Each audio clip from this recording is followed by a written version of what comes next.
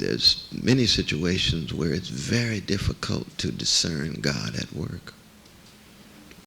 And there's absolutely no convincing explanation of that kind of widespread suffering. And that's part of the mystery and the magnitude of the mystery. And one is humbled, one's mind is humbled in terms of trying to be intellectually sophisticated in accounting for that kind of misery. I don't think there is an answer for that. And I think that we have to acknowledge that all of us not only have the right to question God, but we have the right to say, in this instance, in these contexts, in these moments in my life, I do not see God. It's like Job. I'm honest about it. I don't see it at all. Now, there's wonderful Job 4:6 that said, oh, but it's not your piety, your confidence, is not your integrity, your hope. That's one of his questions, Job.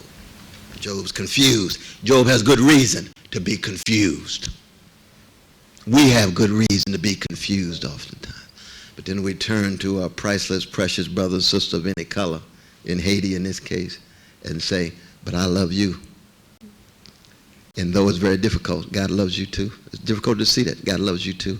We got to do something to help the suffering, to help those who are still alive, to bury the dead with dignity, to keep the memories alive, and to know that those who came before have had to come to terms with catastrophic circumstances too, and somehow they stayed in movement with their hope, their love, their faith, those three movement virtues.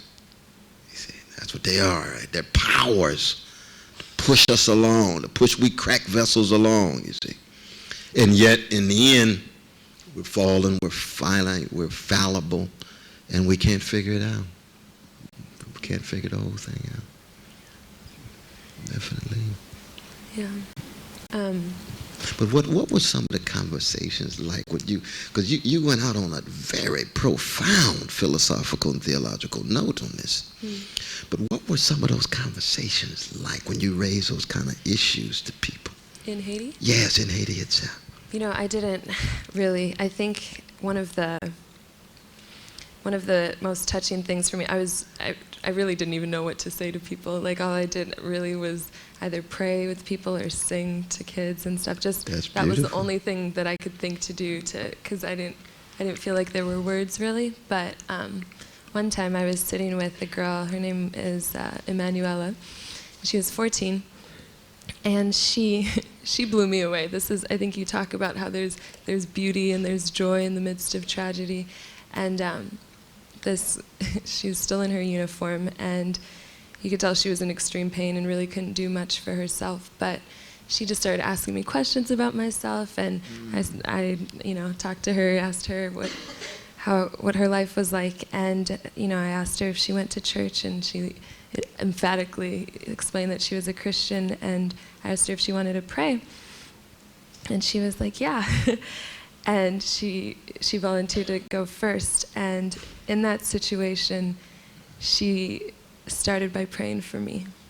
She prayed for you? Yeah, and I couldn't, wow. It blew me away, because I'm sitting there and I'm perfectly fine. There's nothing wrong with me, and this girl's in excruciating pain.